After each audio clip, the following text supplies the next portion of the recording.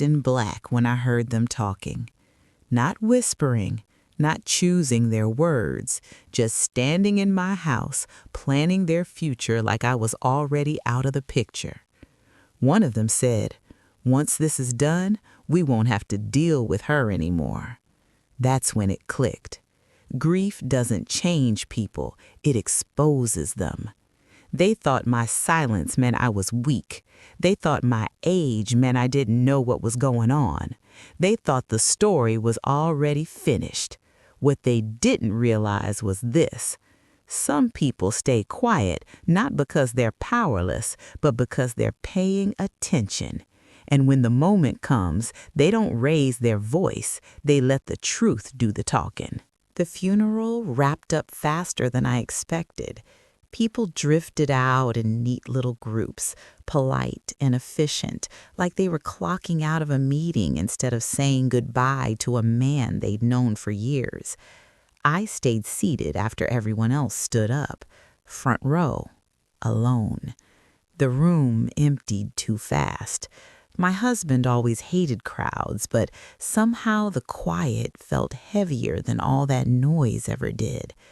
When I finally got home, the house didn't feel like mine anymore. Shoes by the door that weren't mine, coats thrown over chairs that were always kept clear, voices moving through the rooms like they belonged there. My son and his wife were already inside, 2 of my grandkids too. No one asked if I needed rest. No one asked if I wanted quiet. They were busy. I heard the first comment near the dining table. "This space could be opened up," my daughter-in-law said. "It'd boost the value." Value. She said it like the house already had her name on it. Someone else chimed in. "We should check how fast the paperwork gets done." No one talked to me. They talked around me. I set my handbag on the side table and walked into the kitchen. The kettle was still exactly where I'd left it that morning. That tiny bit of normal felt weirdly out of place. Behind me, drawers started opening. One of my grandkids laughed and said, "I'm calling this room." No one corrected him. I paused for a second, then kept filling the kettle. People expect tears when you're grieving. What I felt instead was clarity. This wasn't confusion. This was planning. Later that night, I passed through the living room and noticed sticky notes slapped onto furniture, yellow on the piano, blue on the cabinet, another on the bookshelf, names written fast, like claims staked in ink. They were dividing things while I was still standing there. No permission, no pause. At dinner, my son talked about the will like it was a checkbox. "Once it's read, everything will be settled," he said. Pretty straightforward. I looked straight at him. He wouldn't meet my eyes. Straightforward for who? I thought. That night, I went back to my bedroom and locked the door, not out of fear, just habit. On the dresser sat an old photo of my husband and me, younger, standing close, neither of us smiling for the camera. He trusted me with everything, the numbers, the decisions, the plans, and somehow no one in this house remembered that. They remembered holidays, they remembered dinners, they forgot the late-night talks, they forgot the documents spread across the table, they forgot who stayed awake when everything was on the line. I opened the drawer by my bed and pulled out a thin folder. It had been there for years, not for defense, for order. Inside were copies of papers people never bothered to read twice, trusts, financial notes, letters signed carefully and deliberately. I didn't open it. I slid it back into the drawer and closed it. Down the hallway, laughter rose again. They were comfortable, way too comfortable. People show their real intentions when they think the ending is guaranteed. I turned off the light and sat still, not plotting revenge, not feeling wounded, just watching, because I realized something important that day. They thought the story was finished. They didn't know they'd only read the cover. They thought the will would end the conversation. What they didn't know was that the will was only the beginning. That night, sleep wasn't happening. The house was full of people, but somehow I'd never felt more alone inside it. One by one, voices faded as bedroom doors closed upstairs. Footsteps slowed. Lights clicked off. All that was left was the low hum of the fridge. I stayed awake, drifting back to a different time. Years earlier, when the house felt smaller and the future felt a lot shakier. Back then, my husband came home late almost every night. In public, he was confident. At home, that confidence softened. One evening, he sat at the kitchen table without even turning on the light. "The numbers don't work anymore," he said. He didn't explain. He didn't have to. I knew what silence meant. The company was in trouble. Investors were getting nervous. Deals kept falling through. "If this next agreement collapses," he said quietly, "we won't make it through the year." I didn't interrupt. "What do you need?" I asked.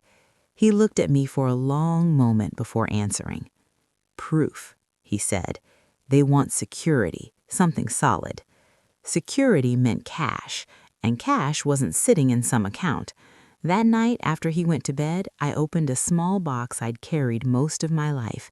Inside were things passed down through generations: gold, stones, quiet reminders of women before me who survived hard seasons. I didn't cry. I didn't hesitate. The next morning, I went downtown to a private buyer, a professional man, straightforward, no unnecessary questions. I sold everything, every single piece. It was worth more than I expected, but exactly what was needed. That afternoon, I wired the money into an account my husband could access. I used my maiden name. No attention, no conversation.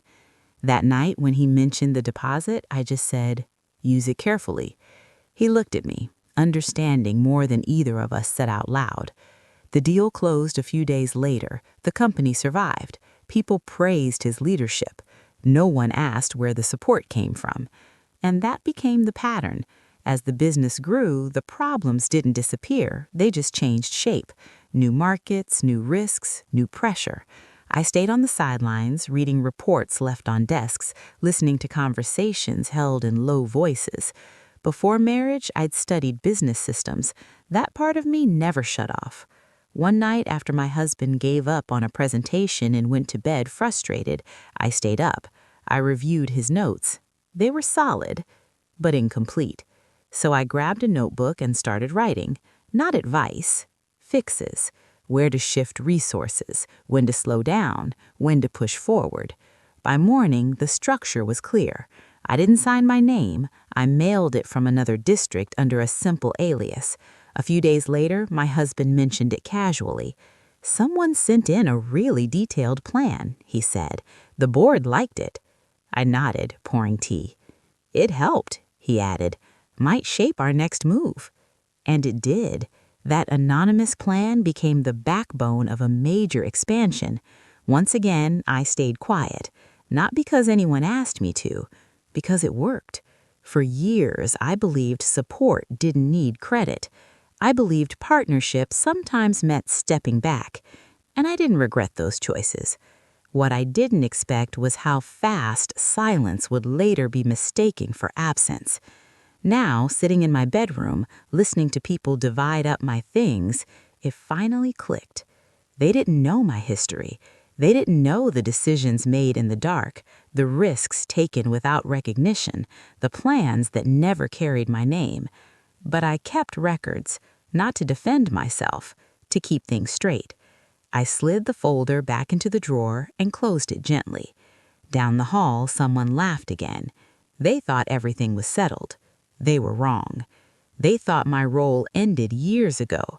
They had no idea how much of the story was still written in my handwriting. The folder stayed hidden for 2 more days. Not because I forgot about it, because I was watching. People act real different when they think no one's paying attention. My family started moving through the house like they already owned it. Voices got louder, plans got bolder, phone calls stopped being whispered and started being made right in front of me. One morning, I heard my son say, "Once everything's official, we'll clean this place up properly." This place, not home, not her house, just some property waiting for upgrades. That's when I went upstairs. My bedroom already felt off. A few drawers had been opened. Some things were missing. Nothing important. The closet, though, was untouched. Nobody ever checks the closet.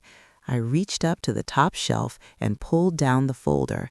The leather was worn but solid, like it had been waiting patiently. Inside, everything was laid out clean and simple. Trust documents with both our names on them, financial transfers dated years back, copies of handwritten plans, mail receipts, legal correspondence. Every page had dates. Every move had a paper trail. This wasn't memory. This was proof. I slipped the folder into a plain bag and walked out quietly. Downstairs, nobody even noticed me pass through the hall. They were too busy arguing over a real estate listing on someone's phone. Outside, the air felt steady, grounded. I walked 3 blocks to a small office supply store. There was still a payphone by the entrance.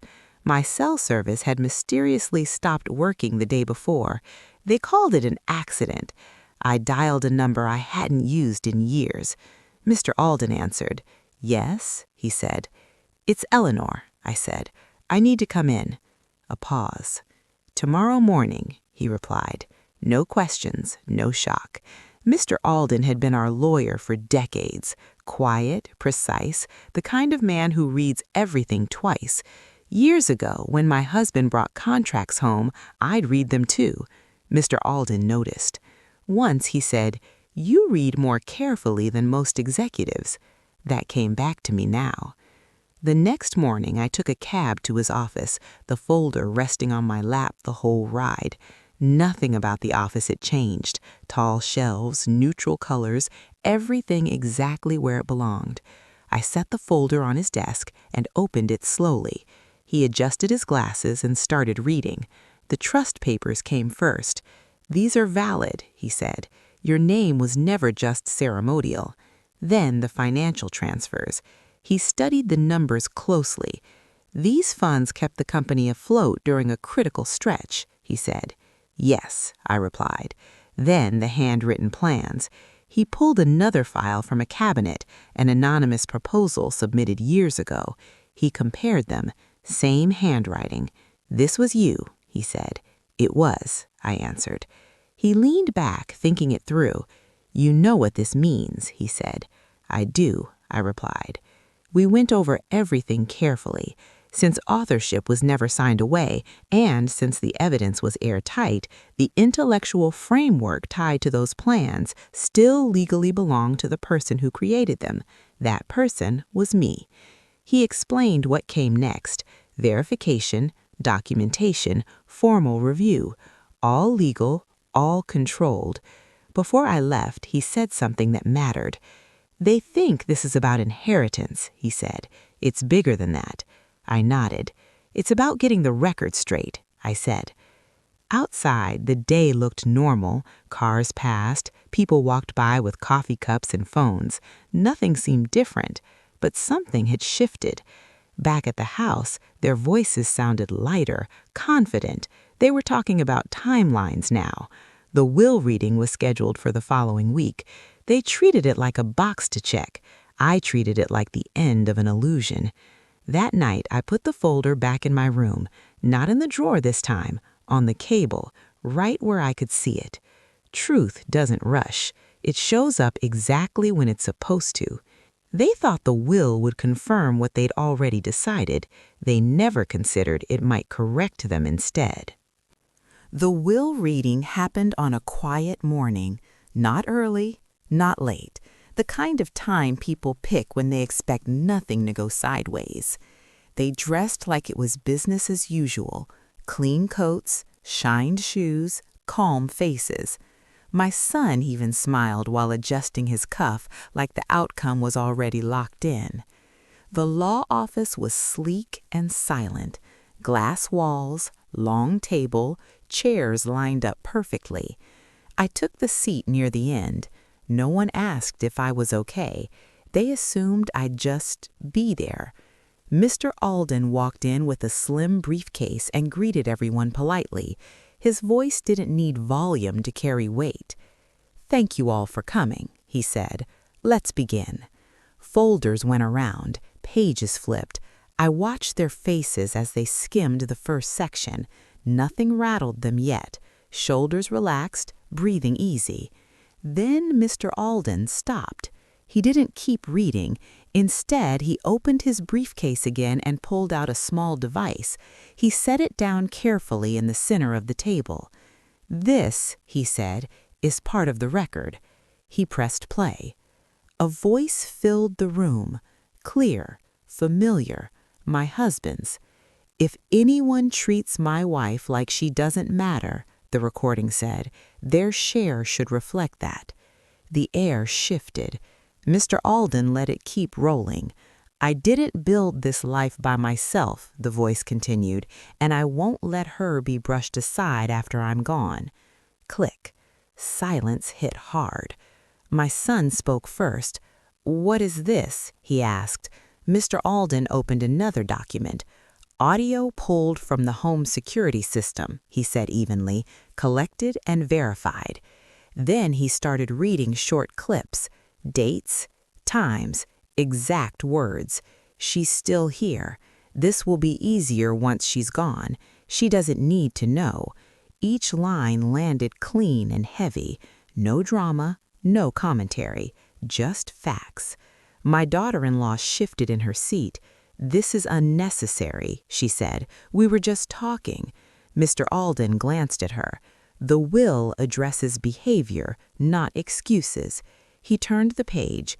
"Per the revised instructions, every documented statement results in a deduction." He named the number. My son stiffened.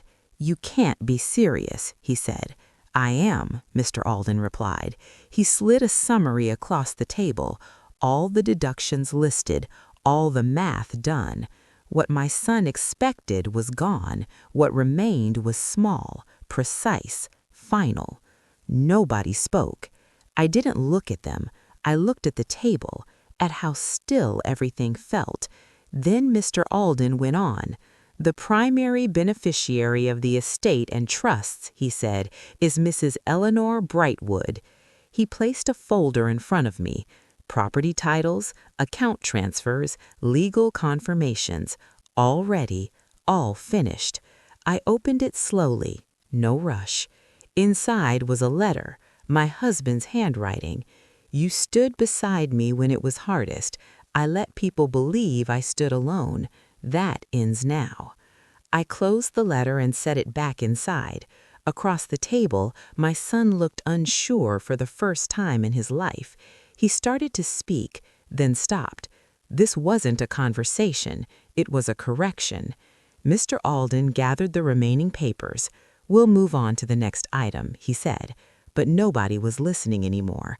Something had shifted, not because of emotion, because of proof. When it ended, people stood slowly. Chairs slid back carefully. No one rushed out. I picked up my coat and headed for the door. Just before I reached it, my son finally said, "Mom." I turned. He didn't finish. There was nothing left to say that could change what had already been set straight. I nodded once and stepped outside. The air felt normal. The world hadn't changed, only the story they thought they knew. They thought the will was about money. They didn't realize it was also about who had really been paying attention the whole time. They thought the meeting was done once the will wrapped up. They were dead wrong. Mr. Alden stayed seated while everyone else started gathering coats and bags. Then he opened another folder. This one was thicker. "There's one more thing we need to cover," he said. Nobody moved. This time, no one leaned back like they had it handled. No one checked a phone. The room had officially shifted. "This involves intellectual property tied to the company's early growth," Mr. Alden continued. My son frowned. "I don't see how that's relevant right now." Mr. Alden didn't answer him. He just laid the documents out on the table. About 15 years ago, he said, an anonymous proposal was submitted to the board. That proposal became the backbone of a major company restructuring. He paused long enough for it to sink in. At the time, no one knew who wrote it. I watched their faces. Something flickered, not understanding, recognition, like a memory they'd never bothered to question. Mr. Alden flipped the page.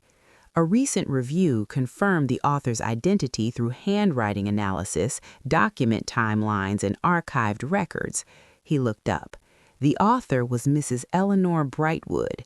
No gasps, no shouting, just silence. Not confusion, calculation. "That doesn't make sense," my daughter-in-law said finally. "She didn't work there." Mr. Alden nodded. "She wasn't on payroll," he said. "That's not the same thing." He tapped the paperwork. Original handwritten drafts, mailing receipts, side-by-side comparisons. "The structure, phrasing, and formatting are identical," he said. "Independent experts confirmed authorship." My son leaned forward, slow. "You're saying the company's expansion plan came from her?" "Yes," Mr. Alden said, calm as ever. He kept going. "Because authorship was never legally transferred, and because the framework was later registered, the intellectual rights stayed with the creator." He slid the last page across the table. "Licensing income tied to that framework has been accruing in a protected trust." He named the amount. Not flashy, not rounded, exact. Enough to shut down every argument in the room. My son leaned back like the air had been knocked out of him.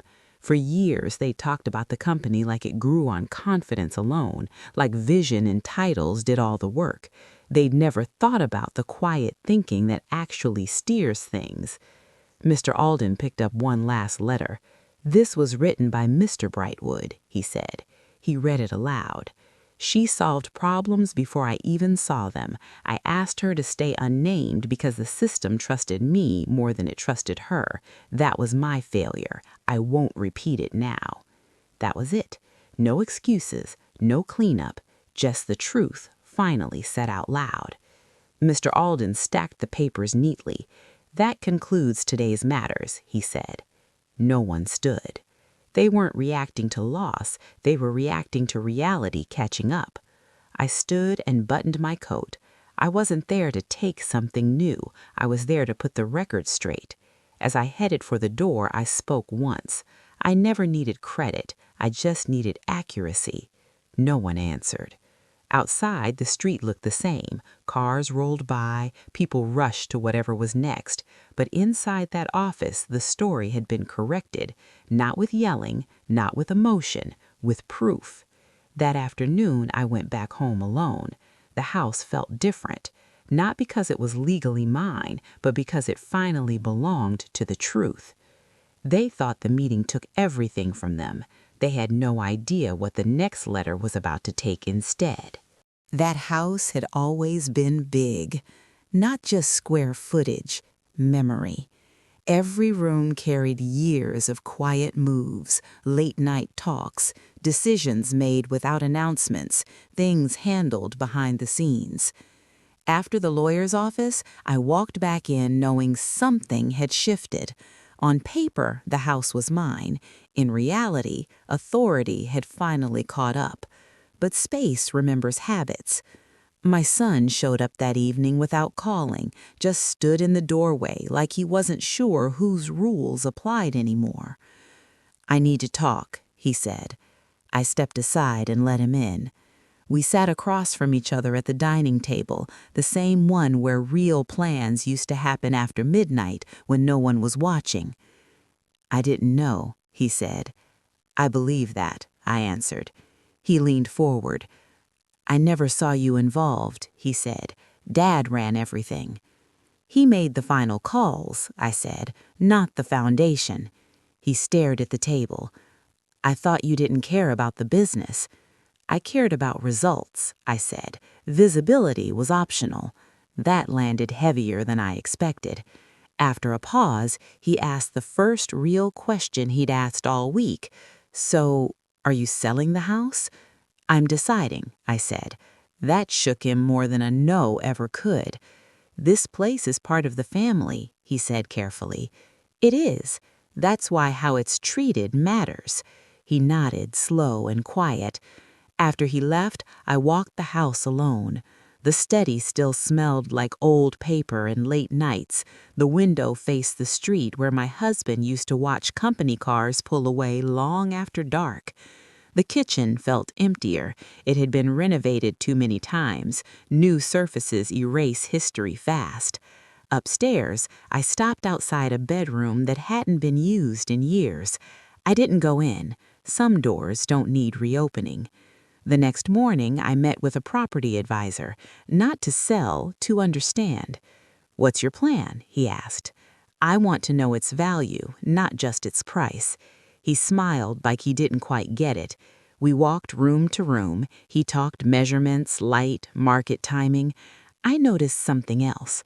Which rooms felt rushed, which ones felt settled. Later that day, Mr. Alden called. "There's another option," he said. I listened. He explained, "The house can go into a conditional trust based on use, not inheritance." I didn't hesitate. "Go on." "It stays available," he said, "but access depends on behavior, contribution, responsibility. Not punishment, structure." That night, I wrote the outline myself. The house wouldn't be sold, but it wouldn't be automatic either. Rooms assigned by need, not entitlement. Costs shared openly. Decisions documented. No invisible privileges. The next family meeting didn't last long. I didn't raise my voice. "This house is staying," I said, "but it's not running the old way." I laid out the terms. Silence followed.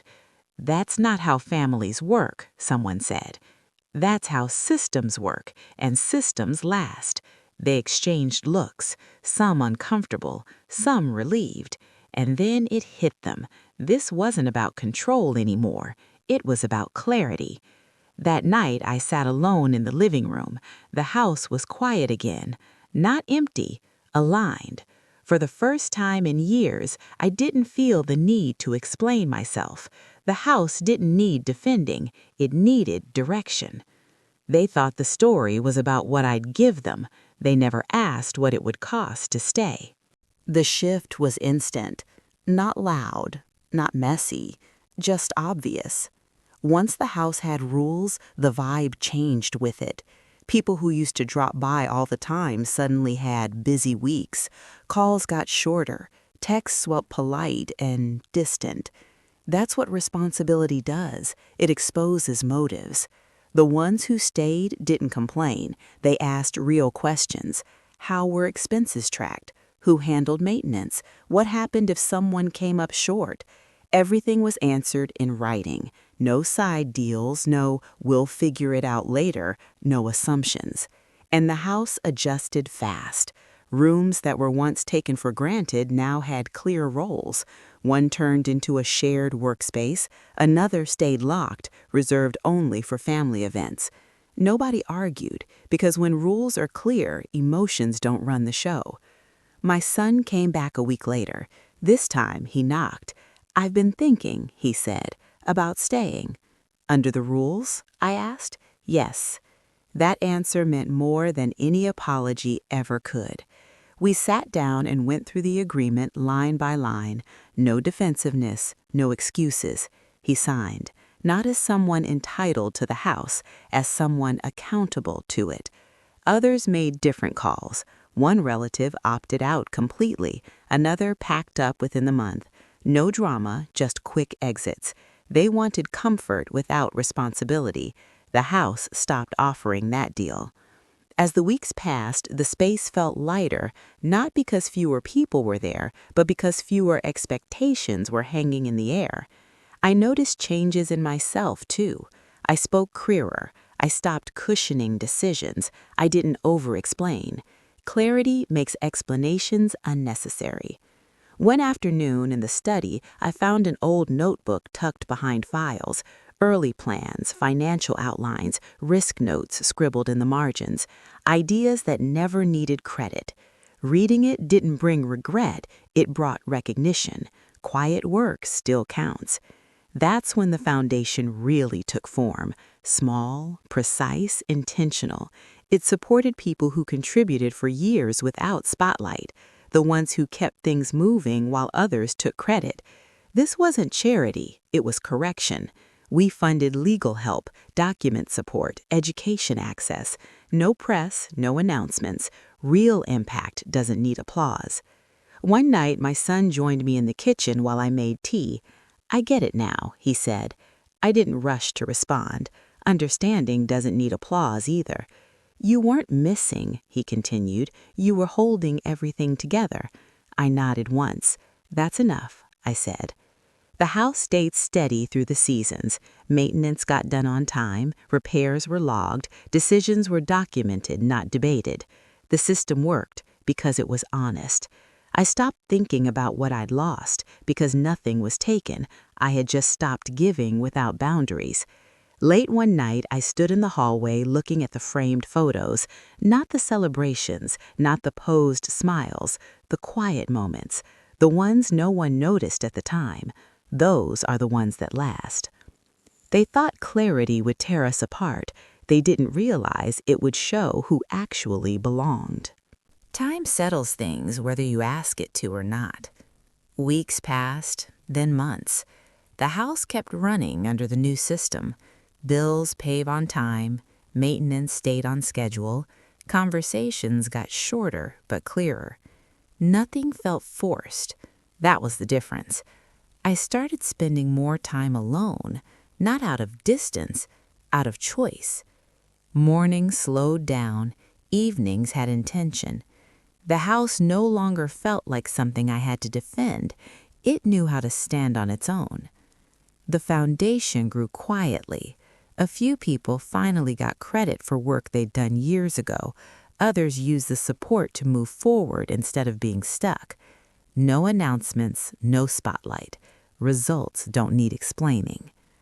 One afternoon, a letter arrived from someone I'd never met. She'd worked on a project for years, her name never included. With help from the foundation, that got corrected. She wrote just one line: "Thank you for making the invisible visible." I put the letter away, not as evidence, as confirmation. People misunderstand legacy. They think it's money passed down, property protected, names carved into something permanent. That stuff matters, but it also changes hands easily. Real legacy is accuracy. It makes sure effort ends up where it belongs. I thought about the early years of my marriage, late nights, quiet calls, decisions made with no audience. I never needed credit for those moments. I just needed them remembered the right way. That correction finally happened. My son adjusted over time. He stopped trying to move around the system and learned how to work within it. Our conversations relaxed, not perfect, but functional, and that was enough. One evening, as the sun dipped behind the house, I walked through the rooms, not to reminisce, just to notice. Everything felt intentional now, not crowded, not hollow, balanced. That's when it hit me. This was never a story about loss. It was about clarity showing up late, but complete. Being underestimated doesn't erase value, it just delays recognition, and delay isn't denial. I sat down in the study and opened a new notebook, not to plan anything, just to write one sentence: "Silence is not absence." I closed it and slid it back onto the shelf.